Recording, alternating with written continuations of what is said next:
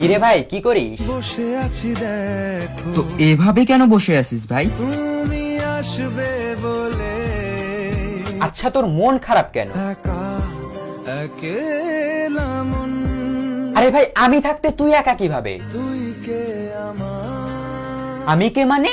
আমাকে তুই ভুলে গেলি? না রে না ভাই তুই কি তোর লাইফে ভালোভাবে বাঁচতে চাস না? বেঁচে থেকে লাভ কি বল বেঁচে থেকে লাভ কি মানে?